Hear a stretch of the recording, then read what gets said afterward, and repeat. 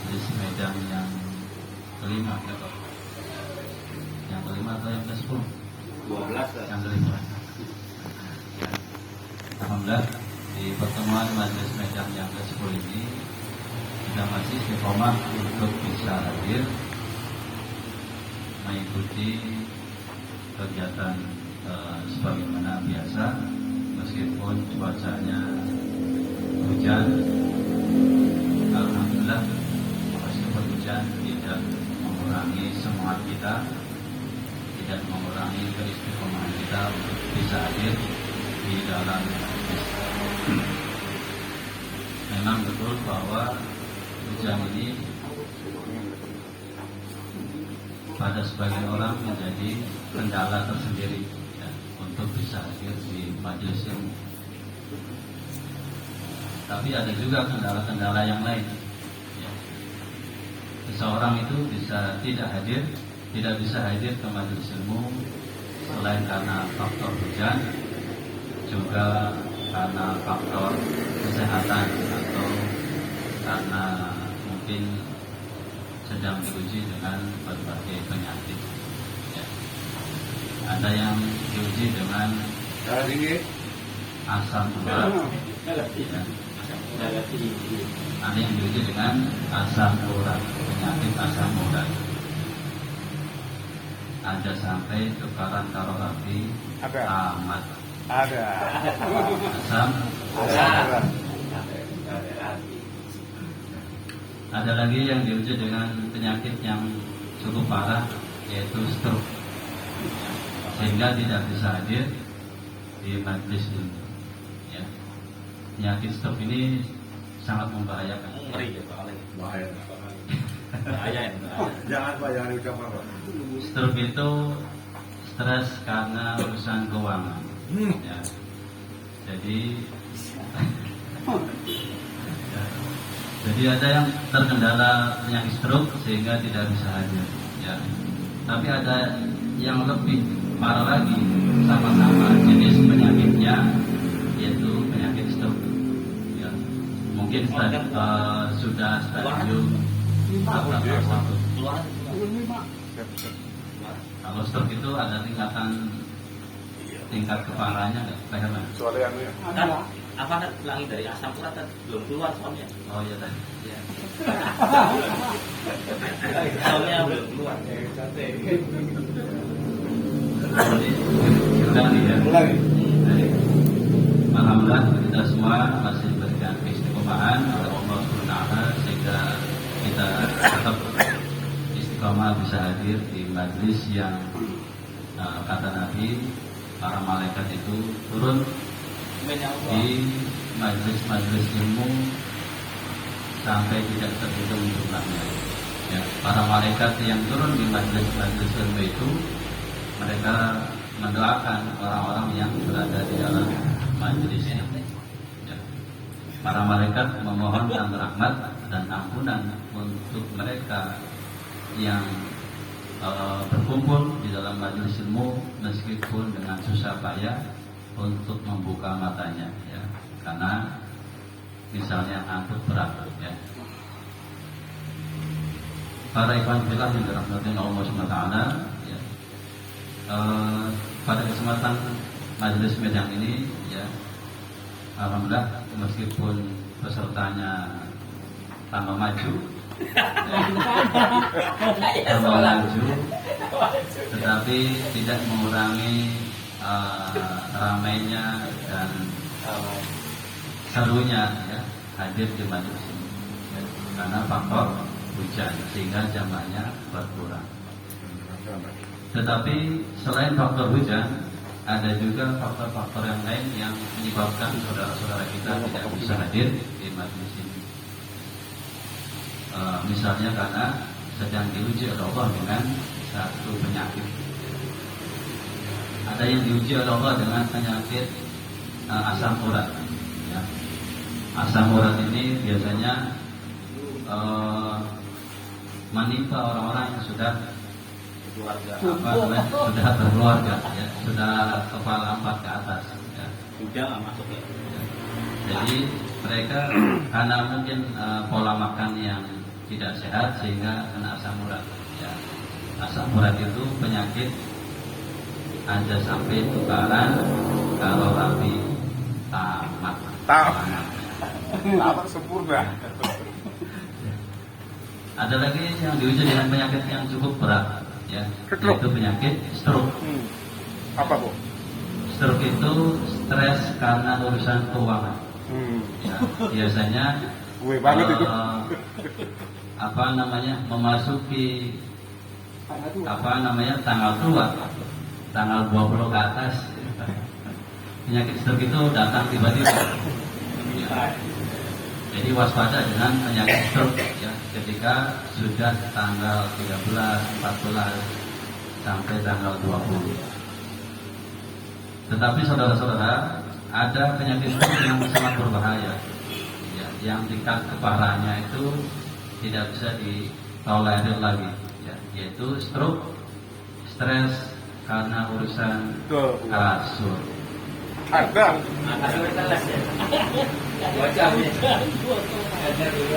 Stres karena urusan Kasur. itu sangat parah sekali tingkat penyakit stroke-nya, maka harus diwaspadai. Mudah-mudahan kita yang ada di sini diselamatkan oleh Allah dari penyakit-penyakit yang tadi. Amin. Amin ya rabbal alamin. Ikhwatilah yang dirahmati oleh Allah Subhanahu wa taala, di dalam surat Al-Baqarah ayat 214 posisi sebelah kanan baris ke-6 dari bawah, Pojok. nanti bisa dicek, ya. Allah Subhanahu wa taala berfirman, a'udzubillahi minasyaitonir rajim, am hasibtum an tadkhulul jannata wa lamma ya'tikum masalul ladzina khalau min qablikum. Apakah kalian mengira akan masuk surga sebelum datangnya ujian atau cobaan kepada kalian? Ya. Am hasibtum an tadkhulul jannata wa lamma ya'tikum masalul ladzina khalau min qablikum. Sebagaimana ujian yang pernah dialami oleh orang-orang sebelum kalian. Masabhum baksa, mereka ditimpa dengan kemelaratan. Baksa itu kemelaratan. Wadoro juga penderitaan atau kesusahan. Wazulzilu, dan juga diuji dengan goncangan-goncangan. Ya. Wazulzilu hatta yaqula Rasul, sehingga Rasul walladzina amanu, dan juga orang-orang yang beriman bersama Rasul itu, mereka berkata, mengadu kepada Allah, mata nasrullah, kapan pertolongan itu datang? Maka Allah memberikan jawaban, ala inna nasrullahi qarib. Sesungguhnya pertolongan Allah itu sangat dekat. Ayat ini bicara tentang ujian-ujian keimanan yang akan dialami oleh orang-orang beriman. Ujian yang digambarkan oleh Allah dalam ayat ini adalah berupa dampak keadaan yang akan dialami oleh orang-orang beriman. Adapun jenis-jenis ujian, maka di dalam surat Al-Baqarah ayat 155 sampai 156, posisi sebelah kiri, baris kedua dari atas, nanti bisa dicek. Allah berfirman, wa lanabluwannakum bisyai'im minal khawf. Kami pasti akan menguji orang-orang beriman itu bisyai'im minal khawf, dengan sedikit ketakutan. Wal-ju', dengan sedikit kelaparan. Wa naqsim minal amwal, dan juga kekurangan harta. Wa naqsim minal amwal wal anfus, juga kekurangan jiwa. Was samaros, juga kekurangan buah-buahan. Jadi kalau dalam ayat 214 Allah menguji dalam bentuk keadaan atau dampak yang ditimbulkan dari sebuah ujian itu, maka dalam surat Al-Baqarah ayat 155 156 itu Allah memberikan gambaran bentuk ujiannya itu adalah jenis-jenis ujian dari sisi sesuatu yang dicintai oleh orang beriman itu.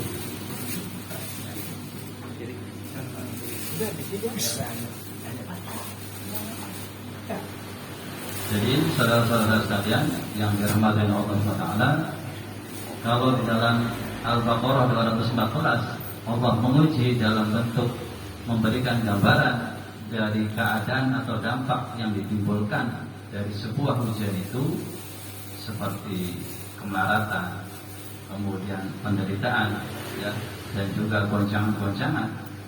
Maka dalam surat Al-Baqarah 155-156 Allah menggambarkan jenis-jenis ujian yang akan dihadapi oleh orang-orang beriman.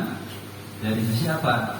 Sesuatu yang menjadi kesenangan atau sesuatu yang dicintai oleh manusia itu.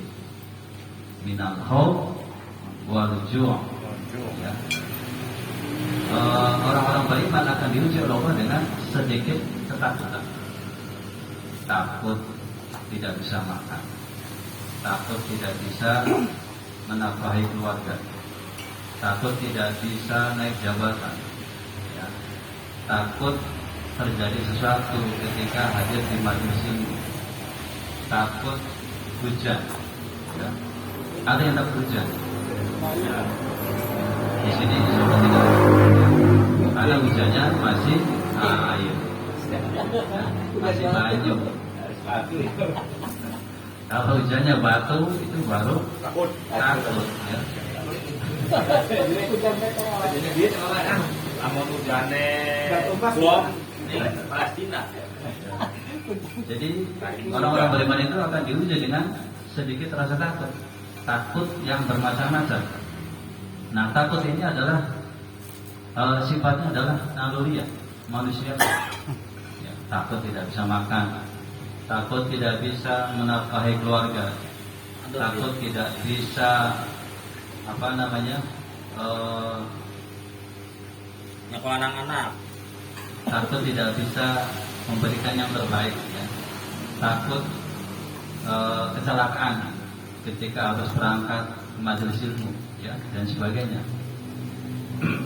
Takut dicap radikal, takut dicap teroris dan sebagainya, ya. Minal ju'. Yang kedua, Allah juga akan memberikan ujian dalam bentuk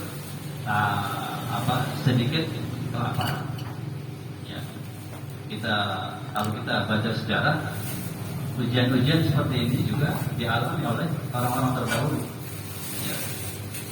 Ketika Rasulullah dan para sahabat masih berada pada fase dakwah di Mekah, beliau pernah diboikot selama kurang lebih 3 tahun. Ya. Tidak bisa makan, tidak bisa minum, tidak bisa menikah, tidak bisa berjual beli. Ya. Kenapa? Karena seluruh akses itu diboikot oleh orang-orang kafir Quraisy. Sehingga apa? Hidupnya Nabi dan para sahabat itu terasingkan. Ya. Kalau bahasa politiknya adalah dipersekusi. Ya. Sehingga para sahabat itu hidupnya di bawah bukit-bukit, di lereng-lereng bukit. Ya, kenapa? Karena diisolasi, diasingkan oleh orang-orang kafir Quraisy. Ya. Setiap hari apa yang mereka makan, apa saja yang bisa dimakan, maka itulah yang bisa dimakan. Ada yang makan daun-daunan, ada yang makan kolak kurma, ya, dan lain sebagainya. 3 tahun. Coba kalau kita diuji, diboikot,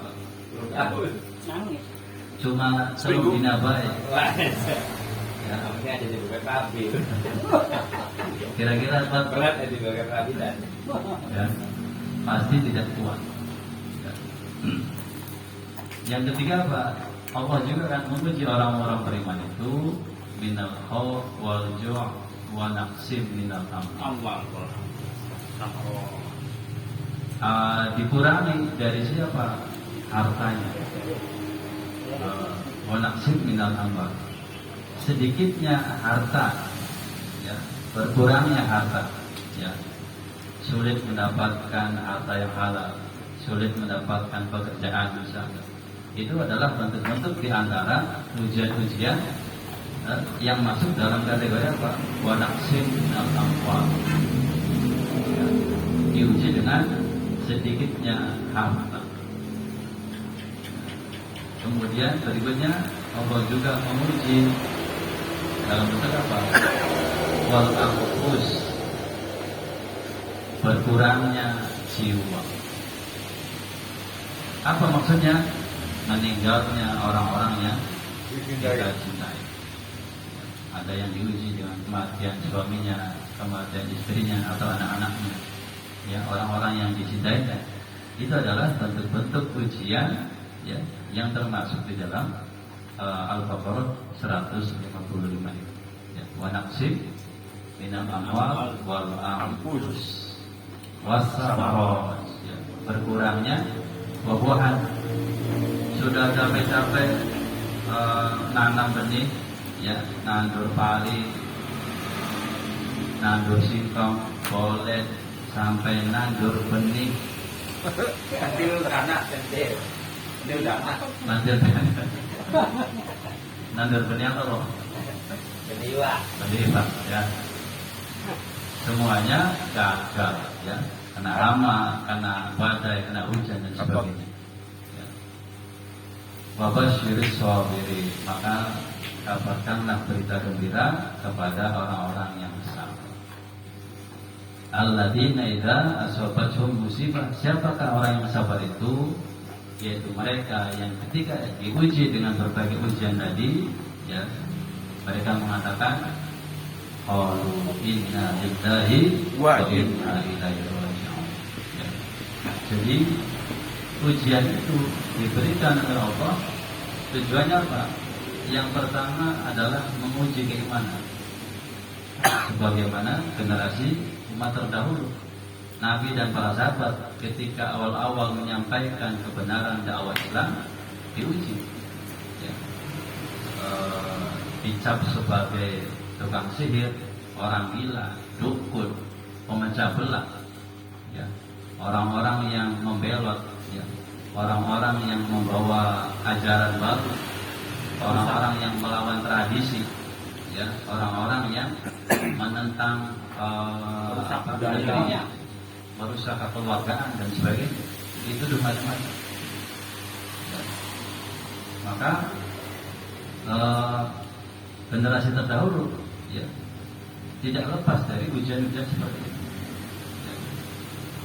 Seberapa kuat keimanan orang-orang beriman itu ketika Allah memberikan ujian dalam bentuk apapun. Ya.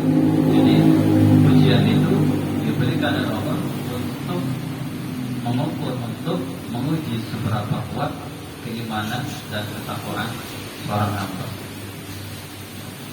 Kemudian yang kedua, ujian juga diberikan oleh Allah dalam rangka apa? Untuk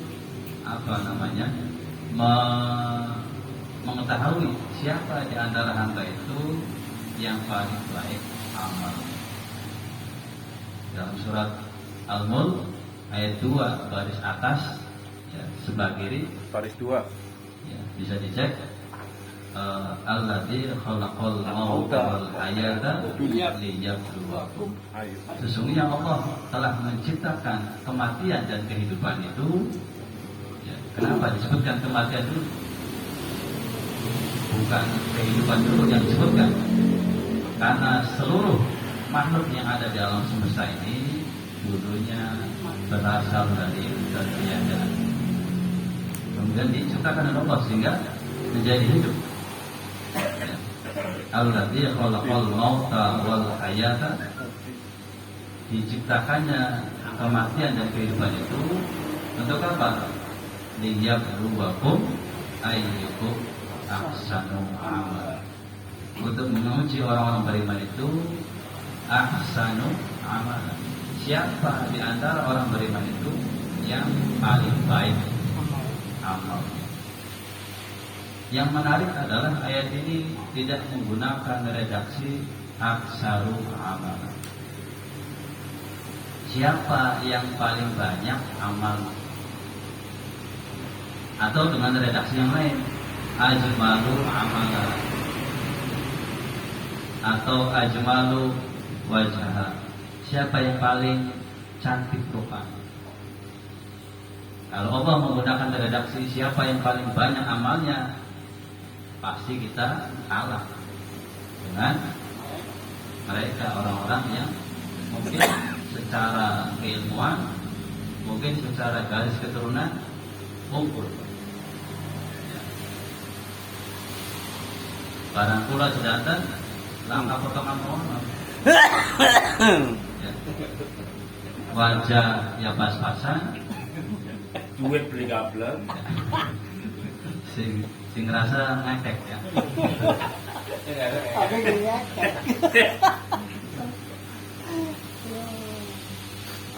Wajah pas-pasan, duit beli kabel, rapi. tapi cuma di Cuma sini. Nyawat-nyawat tadi. Jadi yang menarik adalah ayat ini ya, Allah menggunakan redaksi ahsanul amal. Siapa di antara orang beriman itu yang paling baik amalnya, yang paling bagus amalnya, ya. Maka yang dilihat kalau kita mengkaji ayat ini, yang dilihat oleh Allah itu adalah kualitas amalnya. Seorang hamba yang punya amal banyak tapi tidak ikhlas, tidak bagus di pandangan Allah, mungkin tertolak.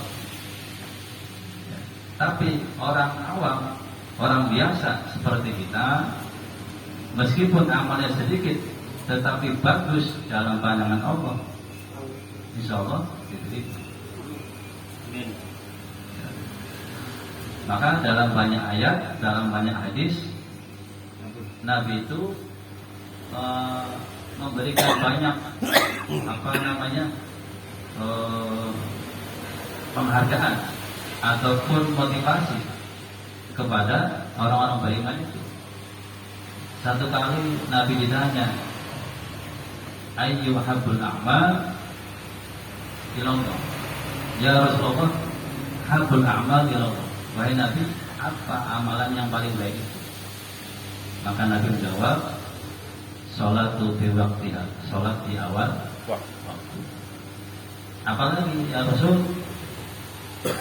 birrul walidain, berbakti kepada orang tua. Apalagi ya Rasul, al jihad fisabilillah.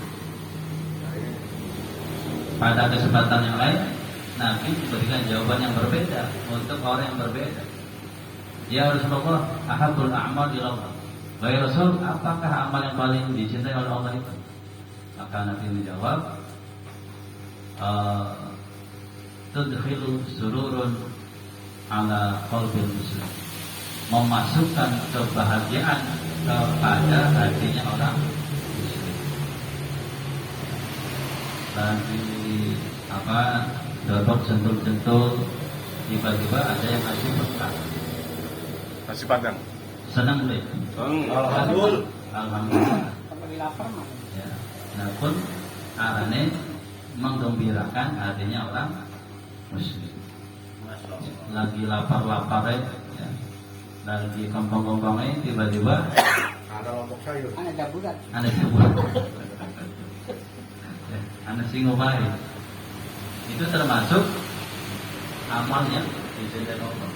Maka dalam hadis yang tadi Nabi memberikan contoh amal yang disebut menggembirakan hatinya orang muslim itu, misalnya adalah menunaikan hajatnya, memenuhi kebutuhan rasa laparnya, bahkan sampai melunasi hutang. Kenapa? Karena amal-amal itu bisa membahagiakan hatinya orang muslim. Ada lagi salah satu sahabat ketika bertanya, ya Rasulullah, ahabul a'mal ilallah, wahai Rasul, amal apa yang paling bersinar Allah? Adwamu wa in Allah, adalah amal yang dilakukan terus-menerus, istiqomah, mudawamah, meskipun jumlahnya kecil. Jadi Nabi itu memberikan jawaban sesuai dengan keadaan orang yang bertanya. Ya. Maka kembali ke ayat Al-Mulk ayat 2 tadi, ahsanu amal, ya, amal yang paling baik, amal yang paling bagus. Apa amal yang paling bagus itu?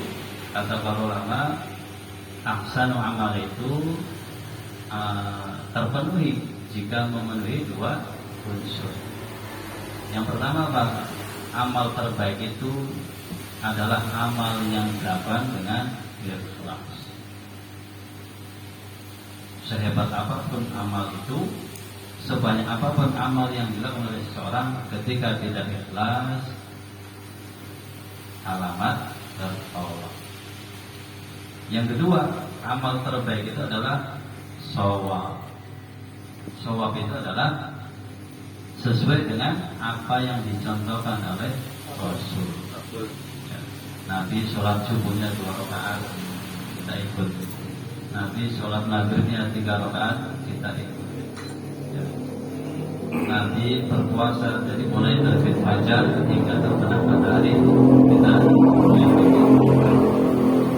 Itu namanya shawab. Ya. Mengikuti, mencontoh apa yang telah dicontohkan oleh Nabi. Persis sebagaimana Nabi melakukan. Ya, hadirin yang dirahmati Allah Subhanahu wa taala, itulah beberapa bentuk ujian atau mungkin bisa juga fitnah yang akan dihadapi oleh orang-orang beriman. Ya. Masih menyambung dengan ayat 155 Al-Baqarah tadi, ya, bahwa bentuk-bentuk ujian orang beriman itu adalah qala nabluwannakum bisyai'in minal khawf, ya, diberikan ujian dalam bentuk rasa takut. Ya, salah satu adalah takut tidak punya harta, takut tidak bisa menafkahi, takut tidak punya rumah, takut tidak punya kendaraan. Nah, rata-rata rasa takut ini berhubungan dengan sesuatu yang dicintai oleh manusia. Salah satunya adalah harta. Maka kalau kita tarik ayat ini dalam konteks kehidupan kita saat ini, banyak ujian-ujian atau fitnah-fitnah yang berkaitan dengan ayat ini. Ya. Orang-orang beriman akan diuji dengan ketakutan terhadap hal-hal tadi. Orang-orang beriman akan diuji dengan sedikitnya harta. Maka di akhir zaman sekarang, ya, ada banyak ujian atau fitnah yang akan dihadapi oleh orang-orang beriman. Yang pertama apa? Fitnah atau ujian berkaitan dengan harta. Ya, dalam sebuah hadis Nabi menyampaikan, sayati ala ummati zamanun, akan datang suatu zaman kepada umatku, la yuballi mar'u, akan datang suatu zaman kepada umatku, seseorang itu tidak peduli lagi bima aqdal mal, dari mana dia mendapatkan harta. Sekarang banyak pekerjaan-pekerjaan, banyak sesuatu yang mengguyurkan, ya, sehingga kita bisa mendapatkan kekayaan, bisa mendapatkan harta, mendapatkan pekerjaan yang gajinya mungkin fantastis. Tetapi apakah harta yang demikian diberkahi oleh Allah atau tidak? Ya. ada seseorang yang bekerja di suatu instansi atau perusahaan, gajinya luar biasa. Ya. Dan ini terjadi di akhir zaman sekarang. Seseorang itu tidak peduli lagi dari mana dia mendapatkan harta. Ya, entah dari jalan yang halal atau dari jalan yang haram.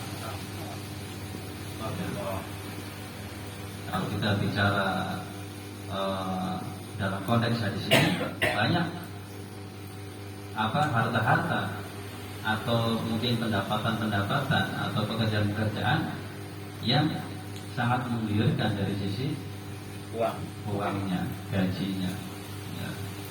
Menjadi broker tianang di pasar modal, ya. Menjadi direktur, ya, komisaris atau manajer di lembaga keuangan ribawi misalnya, ya.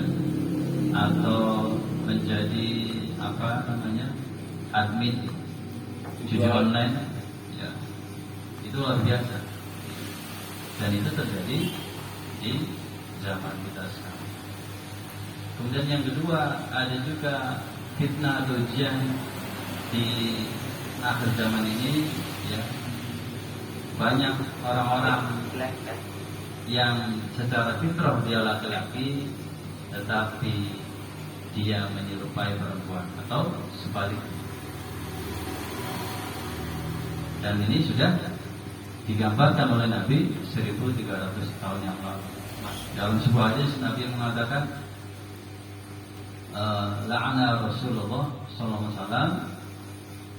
wasallam mutasabbihina minal rijal bin nisa. Allah melaknat seorang laki-laki yang menyerupai perempuan. Al mutasabbihati minan nisa bil rijal, atau seorang perempuan yang menyerupai laki-laki. Nah, ini fitnah ujian akhir zaman.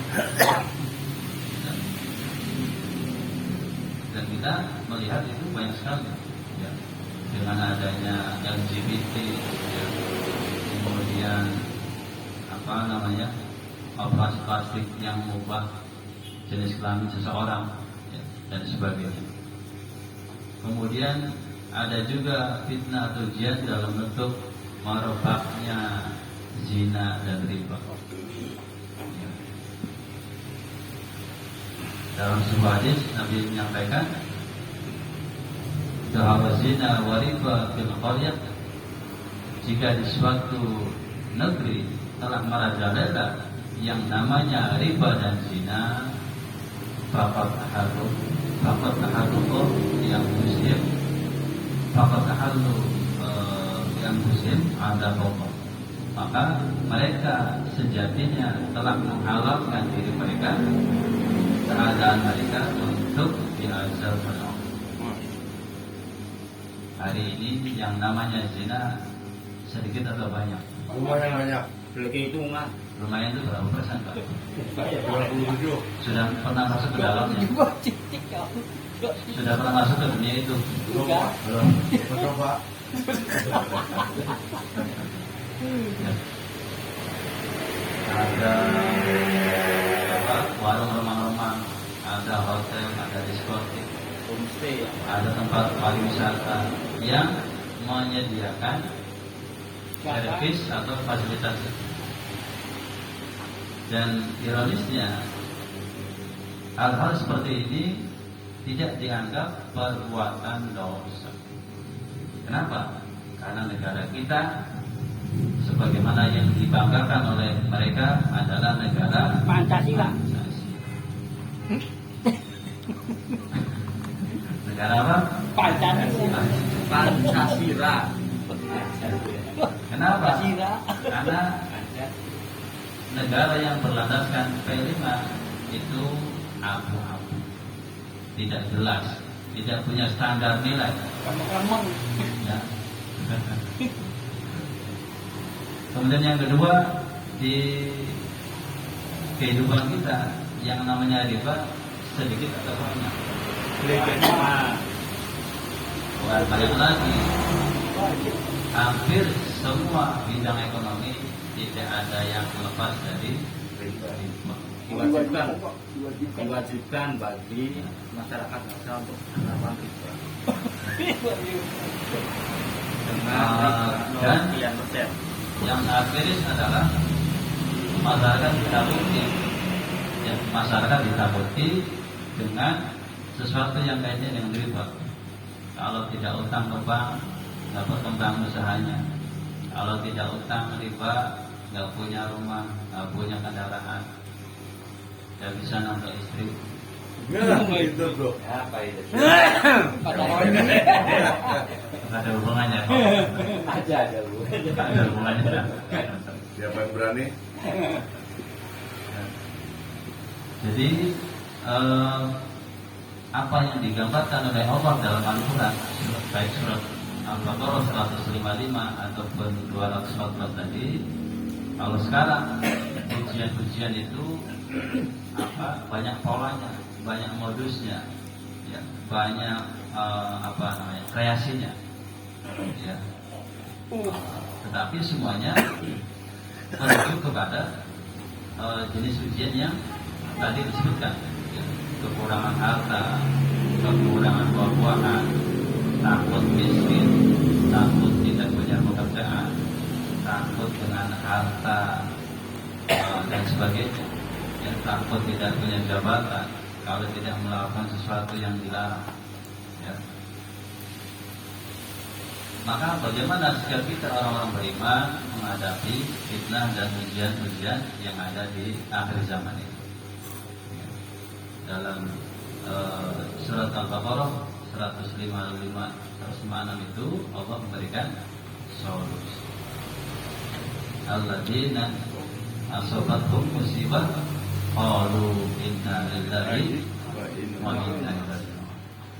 Dengan cara apa kita menghadapi ujian itu? Yaitu dengan bersabar. Dan ini yang ditegaskan dalam surat Al-Baqarah ayatnya lupa, ya. Nah, kalau tadi hafal baris keberapa, posisi di mana? Ya ayyuhalladzina amanu ista'inu bis-sabri. Orang beriman, mintalah pertolongan kepada Allah dengan dua jalan.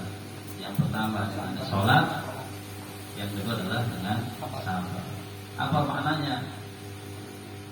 Yang pertama adalah dengan sabar, ya. Dan yang kedua adalah dengan sholat. Apa maksudnya? Berpegang teguh dengan syariat, ya. Dalam sebuah hadis Nabi menyampaikan, kelak kalian orang-orang yang hidup setelahku fasayaro ikhtilafan katsira. Kelak kalian akan melihat berbagai bentuk perselisihan, berbagai bentuk ujian yang sangat banyak. Maka Nabi menyarankan apa? Alaikum bisunnati, hendaklah kalian berpegang teguh dengan sunnah. Artinya apa? Berpegang teguh dengan syariat. Wa sunnati khulafa'ir rasyidin, dan juga sunnah-sunnah daripada khulafa'ir rasyidin. Addu 'alaiha bin nawajid. Sampai-sampai kalau bisa berpegang teguh itu sampai pada taraf syariat itu harus digigit dengan gigi geraham kita. Kalau semua upaya, semua kemampuan sudah dikerahkan, tapi masih ada yang bisa kita lakukan, hendaklah syariat itu kita gigit, kita pegang kuat-kuat, ya, sampai kita binasa. Maka solusi yang disampaikan oleh Nabi kemudian diperkuat di dalam riwayat yang lain.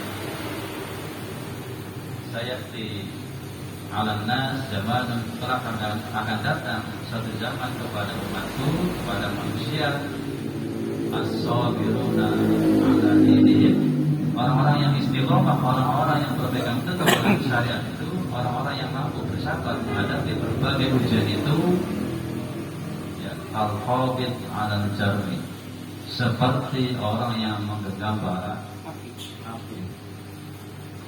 Jadi maksud Nabi, alaikum bisunnati, ya, wa'addu 'alaiha bin nawajib, gigit sekuat-kuatnya dengan gigi geraham kalian itu adalah sama seperti menggenggam bara api. Ketika ada ujian yang begitu luar biasa, ketika berbagai tantangan yang sama yang berkaitan dengan jiwa, berkaitan dengan agama kita, maka peganglah, ikatlah syariat itu sekuat-kuat, sebagaimana kita dalam kondisi sedang menggenggam bara api. Dipegang panas, ya. Tapi kalau dilepaskan, kita yang serakah. Jadi itulah yang dirahmati Allah Subhanahu wa taala, ya. Berbagai ujian atau fitnah yang datang, yang menimpa di akhir zaman kita sekarang, ya, harus kita hadapi dengan kesabaran dan dengan keimanan. Ya. Kenapa? Karena dengan cara itulah kita akan selamat.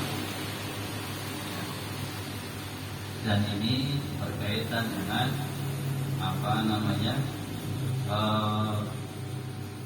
kondisi yang tidak ideal. Maksudnya bagaimana? Kalau kita ingin selamat, ya kita harus berpegang teguh dengan syariat. Masalahnya, ujian atau fitnah itu menjalar kemana-mana. Ya. Perzinahan, riba, kemudian apalagi LGBT, pembunuhan, pelecehan dan sebagainya, itu sudah menjalar, sudah meluas kemana-mana. Ya. Itu semua adalah ujian, fitnah, sekaligus apa? Kerusakan, kemungkaran. Jadi kalau orang beriman mendapatkan ujian atau musibah ataupun fitnah, ya, solusi secara pribadi adalah bersabar, menguatkan keimanan. Tetapi syariat tidak mencukupkan solusi seperti itu.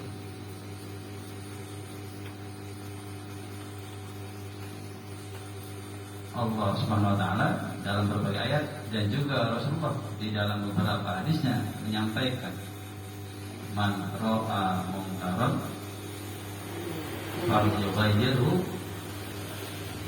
biyadihi. Ya. Barang siapa yang melihat kerusakan atau kemungkaran, maka ubahlah dengan tangan, dengan kekuasaan.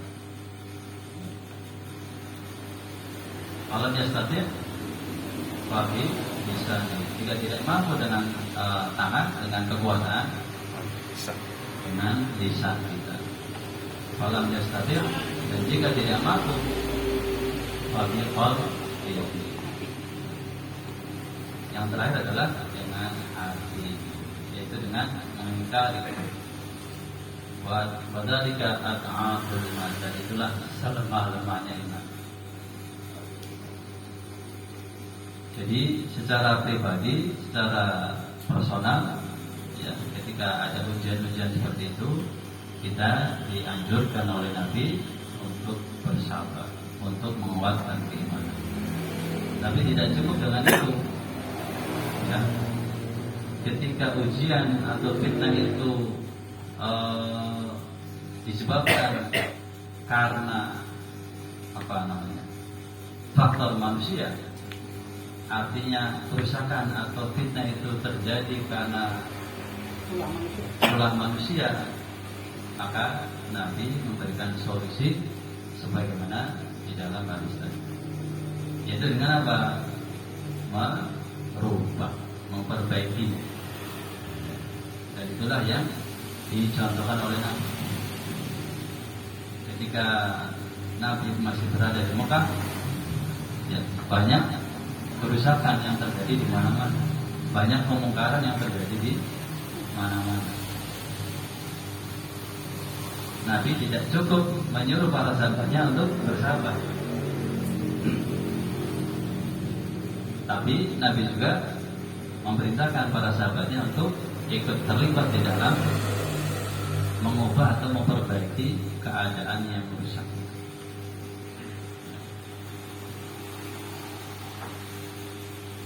Pada al-Islamu ghaliban wa sayaudu ghaliban. Islam itu datang pertama kali dalam kondisi yang asik, dalam kondisi yang aneh. Wa sayaudu ghaliban, dan kelak di akhir zaman Islam juga akan datang dalam kondisi asik, dalam kondisi aneh. Maka Nabi memberikan pujian, fatuba lil ghuraba, maka berbahagialah, beruntunglah orang-orang yang terasing itu. Siapa mereka? Alladzina yuslihuna 'inda fasadina, yaitu mereka yang mau dan siap berjuang untuk memperbaiki ketika kondisi masyarakat mengalami kerusakan di mana-mana. Jadi itulah yang disampaikan oleh Nabi ketika muncul fitnah, muncul bencana yang disebabkan oleh tangan manusia. Dalam surat Ar-Rum ayat 40 Allah mempertegas Zuharul fasad fil barri wal bahri bima kasabat aydin nas. Telah nyata, telah nampak kerusakan di darat dan di lautan. Bima kasabat aydin nas, disebabkan oleh tangan-tangan manusia.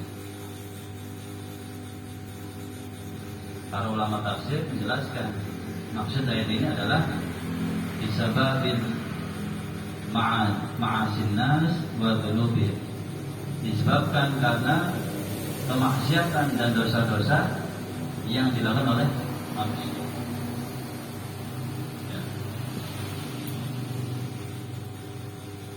Kira-kira ketika Allah menjelaskan bahwa berbagai bentuk kemungkaran atau kerusakan itu terjadi karena perbuatan maksiat dan dosa-dosa manusia,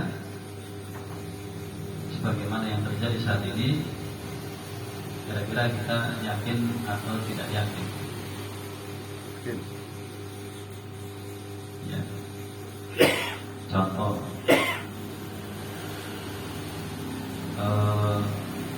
masalah riba, ya. Riba itu dampaknya kelihatan atau tidak kelihatan? Sangat kelihatan dan luar biasa dampak secara sosial dan ekonominya. Ya. Ekonomi kita gonjang-ganjing akibat ekonomi riba. Ya, dan itu yang digambarkan dalam Al-Quran, surat Al-Baqarah ayat 275. Ya. Bisa dicek posisi sebelah kanan ayat paling atas.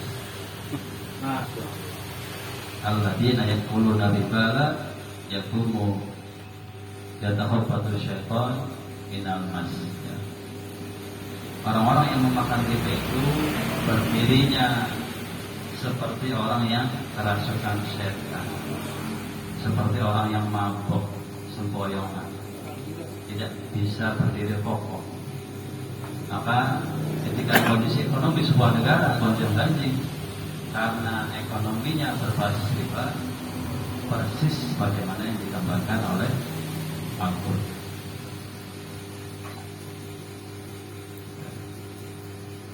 Jadi riba itu dampaknya sangat nyata, dampaknya sudah semua orang merasakan. Kenapa?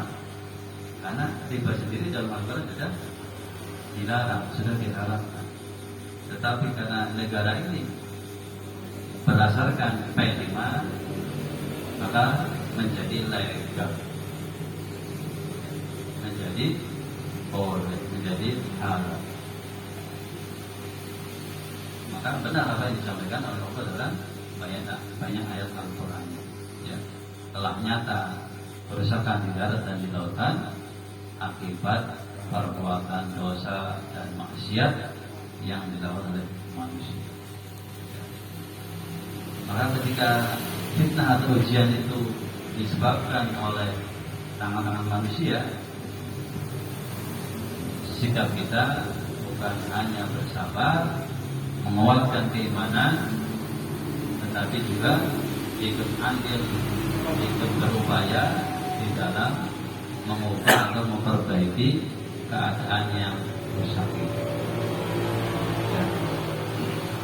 Itulah beberapa bentuk ujian yang akan dialami oleh orang-orang beriman dan bagaimana sikap kita sebagai orang beriman menghadapi berbagai ujian ini. Ada ujian, ada fitnah yang disebabkan oleh kondisi alam atau karena sunatullah, ya. Musibah, banjir, tsunami, kebakaran, kematian, itu adalah ujian atau musibah yang sifatnya alamiah. Maka kita harus bersabar. Tapi ada juga bentuk ujian, ya, bentuk fitnah bukan terjadi secara alami, tetapi akibat tangan manusia, akibat perbuatan manusia. Maka sikap kita atau solusi yang diberikan oleh syariat tidak cukup dengan bersabar, tetapi harus diperbaiki, harus diubah, ya, sebagaimana yang telah dicontohkan oleh Rasulullah SAW. Ya, Alhamdulillah yang dirahmati Allah SWT. Mungkin itu yang bisa disampaikan. Barangkali ada sharing, ada diskusi atau hal-hal yang ingin disampaikan, baik terkait materi ataupun di luar, silakan disampaikan. Terima kasih. Assalamualaikum warahmatullahi wabarakatuh. Waalaikumsalam warahmatullahi wabarakatuh. Alhamdulillah, kajian di Medan kelima oleh Al-Ustaz Yasir telah berakhir, tapi barangkali para jamaah ada yang mau menambahkan atau bertanya, kami persilakan. Oh ya Ustaz, tadi yang innallaha ma'as sabirin, ya, itu Al-Baqarah ayat 153 pojok bawah. Pojok bawah sebelah kiri. Itu aja tambahan dari saya. Barangkali yang lain mau menambahkan atau bertanya, dipersilakan.